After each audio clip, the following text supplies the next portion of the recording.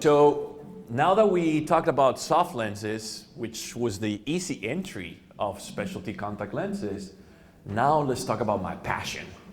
I've been talking about scleral lenses since I was 25.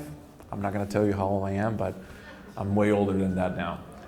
But I introduced scleral lenses in the Middle East roughly about 15, 16 years ago. And like I said, it's my passion. That lens changed lives. And every single time that you put it on a patient's eyes, the patient start crying. The first time we did it, the patient started crying. And I was like, oh my God, what happened? Is he that uncomfortable? But no, he was so comfortable. His vision changed, his life changed. I have kids in Africa, kids in Latin America, kids in Lebanon, in Cyprus. I've been to Cyprus with this beautiful gentleman here. And it changes lives. Kids that tell their moms, oh mom, I didn't know that I had hairs in my hand. Moms that have not been able to see their kids' faces. It's just an incredible, incredible resource. Please try it. If you haven't tried scleral lenses, try it. I don't care what company, I don't care who you fit it with, but please try it at least once in your lifetime because it is an incredible experience. So we are in one of the regions with more cases around the world, right? Keratoconus and irregular corneas. Lebanon, Cyprus, Palestine, Oman, North Africa, for my beautiful ladies that came from there. And we are currently exporting scleral lenses to 70 countries around the world. So we know that the population needs a refractive correction of some type, right? What type of irregular corneas do we see in the Middle East?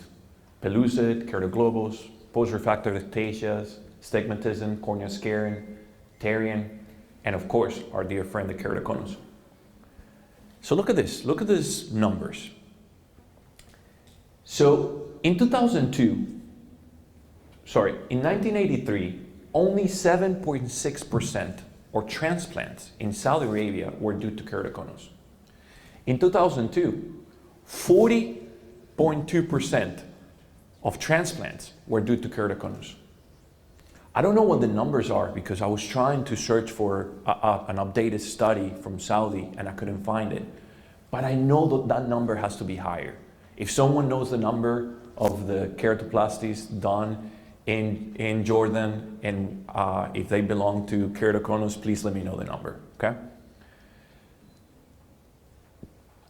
So what can we treat with scleral lenses? We can treat primary cornea ectasias and secondary cornea ectasias, okay? Trauma, post-surgical, and diseases. So every single time that I bring a scleral lens to a patient, this is how he feels. What? You're gonna put that in my eye?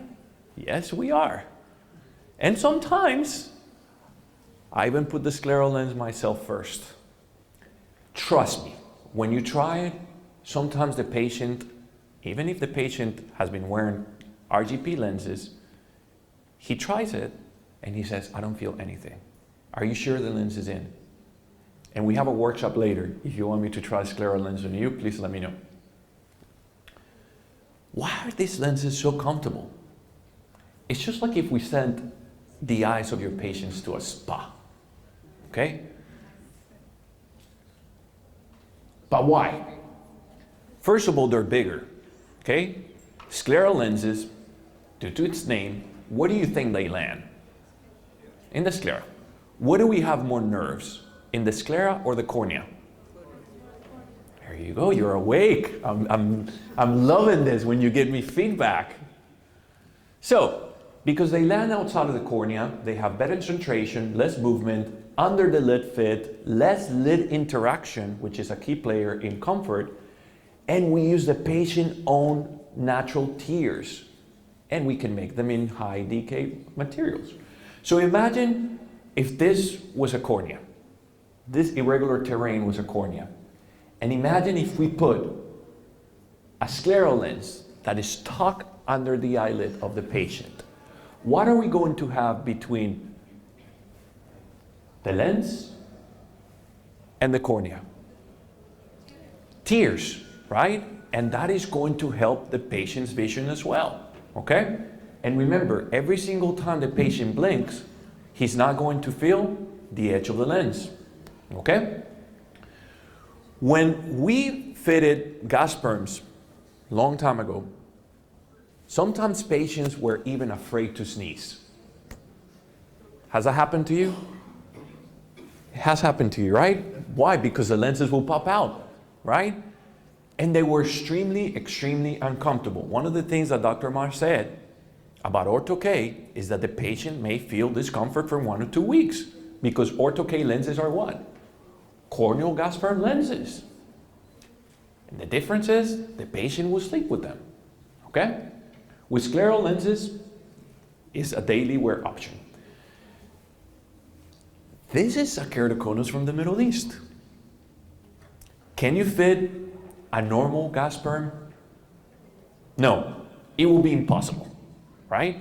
Because if you take a topography, both of the meridians are so far from each other that the lens will rock and the lens will pop out, and the patient will be extremely uncomfortable.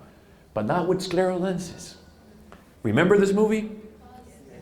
Buzz, right? So this is what we're doing with the patient's cornea. We're basically creating an ecosystem for that beautiful cornea.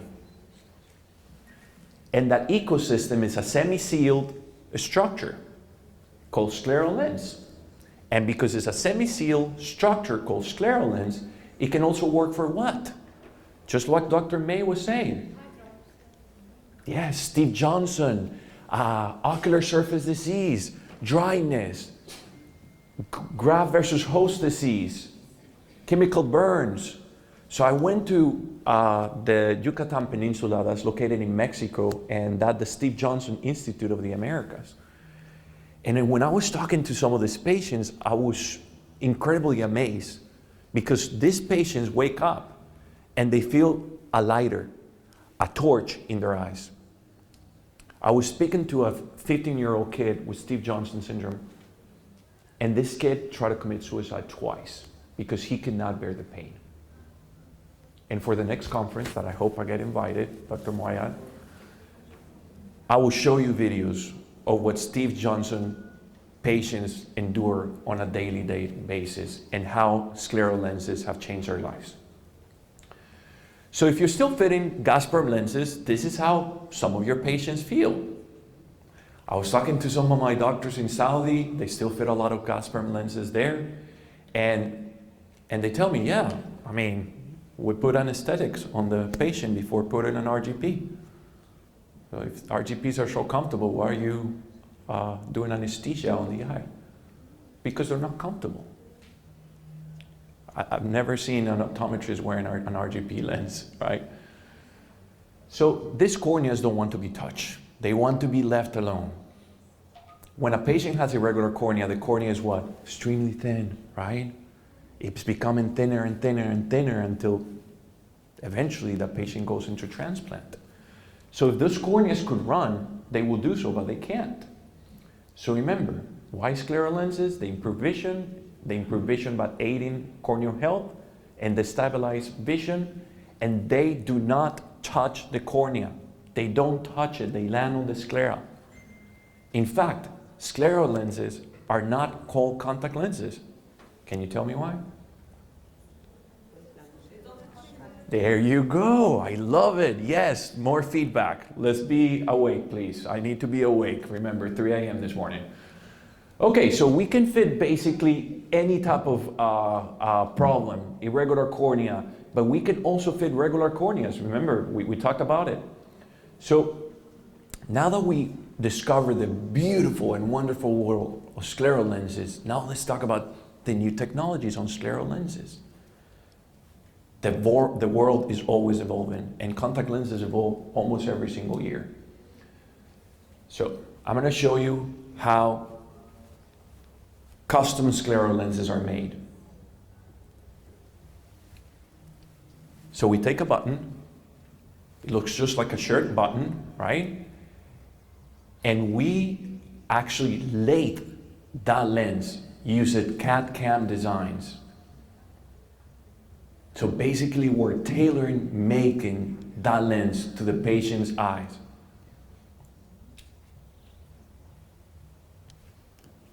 I only have 20 minutes, so I'm gonna be fast, I promise. Okay, so this is the newest technology on scleral lenses, is freeform lenses. We all heard about freeform ophthalmics, right? Well, now this technology is also available in scleral lenses. They're called freeform. Basically, we can do whatever you want. And this is not a deformed lens. This is not a defective lens. This is basically a lens for a person, for an eye that is really sick, that has pingueculas, or that has an irregular sclera, or that has a really, really irregular cornea. Look at this lens. It's not a deformed lens. This is what freeform lenses are right now. So what makes a lens a freeform is the ability to adjust each part of the lens to match the eye's elevation. So we use an algorithm that I show you with the lathe, and they basically create a CAD/CAM design for that particular patient's eye. So we can do everything you want. We can alter pingueculas, we can do microvolting, we can offset the optics of the lens. So the system and the technology has evolved so much that we even are laser marking the trial lenses so that you can actually displace the optics of the scleral lens. By reading these lines over here, the ABC lines, you can actually tell and determine if the lens is too big or too small for that cornea. And they're extremely, extremely easy to fit. So this is how the actual markings will look on the patient's eyes. And you can actually assist your findings by analyzing the 3 lines that I told you about in the limbo. So understanding if that lens is too big or too small for that cornea. Remember, scleral lenses are bigger. A scleral lens is considered after 14.5 in diameter. Again, freeform lenses, we can do quadrant specific, we can offset the optical zone, we can change every single one of the zones of this lens. This is something that we couldn't do before. We could only do it by quadrant. Now we can do it by every single access point. So quadrant specific or by access point from 1 to 180. So look, we can even do any type of cylinder you want. We can do front toricity, and we can do back toricity. And Dr. Nesar has experienced that here in Jordan, one of the most common problems of scleral lenses was midday fogging.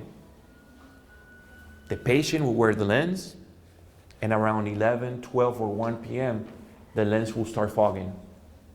That is the main concern of patients that wear scleral lenses. Roughly around 30% of scleral lens wearers experience midday fogging. With freeform lenses, we have been able to reduce midday fogging by 70 to 80%. Why? Because we land better on the conjunctiva. Like I said, if the patient has a pterygium or has a pinguecula, we can actually vault that pinguecula and we can vault that pterygium. We can actually jump over it. So you can fit freeform lenses with a trial fitting set. Or if you want to invest in the latest technology, now available all over the Middle East as well, in fact, available in Cyprus as well, you can actually take a reading. There is a topographer for scleras, okay? Costs between $25,000 to $27,000, but it's a beautiful instrument. You just take a topography, just like you do with a corneal topographer, but you do it for the sclera. You send that reading to us, and we will design a glove for the patient's eyes. But if you don't want to invest $25,000 to $27,000, you can fit freeform lenses with a trial fitting set. So, like I said, it's very easy. Whenever you want to use a profilometer, that is the name of the instrument, profilometry, you take the photo, the system processes the image and data, the data is sent to us, and we will send you the lens. Okay? There are two types of profilometers available right now for freeform lenses. Multiple scleral lenses around the world are now using it. One of them is Eaglet, and the other one is Pentacam. Eaglet, roughly between $25,000 to $27,000, and of course Pentacam is a more expensive instrument. So, again, freeform lenses, the ability to change any axis, frontoricity, we can change anything you want, and we can change the landing so you can land softer in the conjunctiva and have less midday fogging. Again, please look how a scleral lens with the hash marks looks under a DMB, and this is how it looks like with a patient, a Steve Johnson patient, and a keratoconus patient. So you can actually see the hash marks. These hash marks are only located in the fitting set. And these hash marks will help you to fit multifocals, because we can displace the optics of that lens. And you can do all kinds of multifocal, center near, center distance. So it's a complete, advanced, customized, freeform lens. Again, education and technology have no borders. I hope you can join our workshop today and learn more about scleral lenses. We have changed lives throughout many, many countries around the world, and I hope we can do it here in Jordan with your patients, and in Africa or anywhere you're coming from. Thank you so much for listening to me today, and thank you for this invitation. Anyone have any question?